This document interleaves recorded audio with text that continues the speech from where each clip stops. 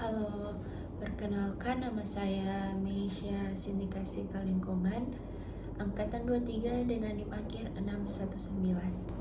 Korupsi merupakan salah satu masalah serius di Indonesia karena dapat merugikan keuangan negara, menghambat pembangunan, dan menurunkan kepercayaan masyarakat terhadap pemerintah. Oleh karena itu, pencegahan korupsi menjadi langkah penting, tidak hanya melalui penindakan, tetapi juga melalui berbagai instrumen nasional dan lembaga yang berperan khusus. Yang pertama, Instrumen Nasional Pencegahan Korupsi. Instrumen nasional adalah kebijakan aturan dan sistem yang dirancang untuk mencegah terjadinya korupsi sejak awal. Beberapa instrumen penting antara lain peraturan perundang-undangan seperti Undang-Undang Nomor 31 Tahun 1999 tentang pemberantasan tindak pidana korupsi yang menjadi dasar utama dalam pencegahan dan pemberantasan korupsi. Strategi Nasional Pencegahan Korupsi atau Stranas PK.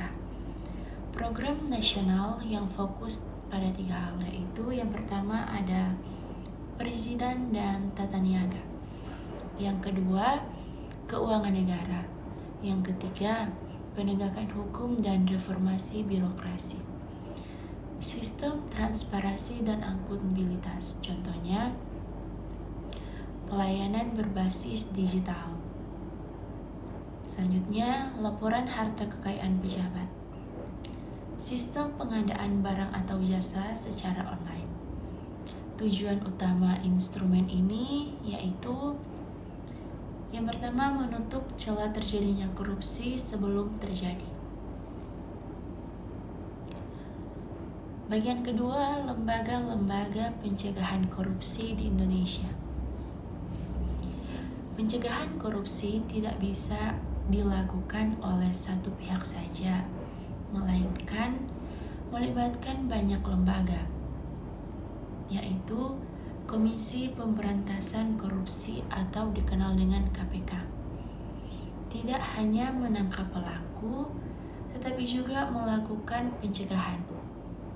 Programnya meliputi edukasi anti korupsi, monitoring sistem pemerintahan, juga perbaikan tata kelola. Ombudsman Republik Indonesia mengawasi pelayanan publik, mencegah penyalahgunaan wewenang oleh pejabat. Selanjutnya, Badan Pemeriksaan Keuangan atau dikenal dengan BPK, memeriksa pengelolaan keuangan negara, juga menemukan potensi kerugian negara.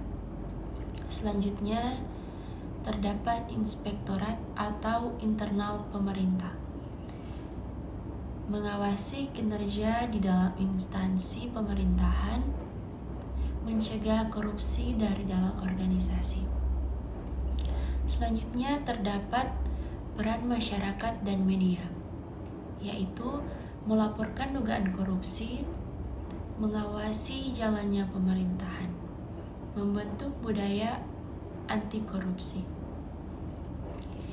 Pencegahan korupsi akan lebih efektif jika ada, yaitu partisipasi aktif dari masyarakat. Selanjutnya, hubungan antara instrumen dan lembaga. Instrumen dan lembaga saling berkaitan. Instrumen merupakan aturan dan sistem, sedangkan lembaga merupakan pelaksana dan pengawas. Jika aturan baik tapi tidak diawasi, tetapi bisa terjadi korupsi. Jika ada lembaga tapi tanpa sistem yang jelas, pencegahan tidak efektif.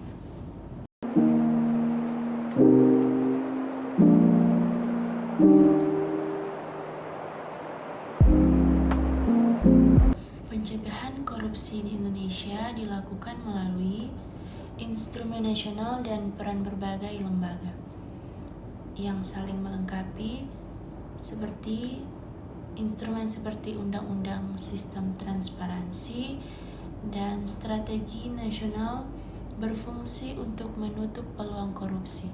Sementara lembaga seperti KPK, BPK, dan Ombudsman bertugas mengawasi dan memastikan sistem berjalan dengan baik.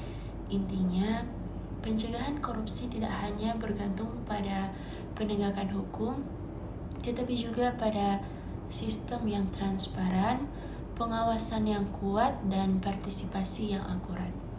Sekian presentasi dari saya. Saya Meisha Sindikasika Lingkungan dengan NIM akhir 619. Terima kasih. Bye-bye. La Habana, al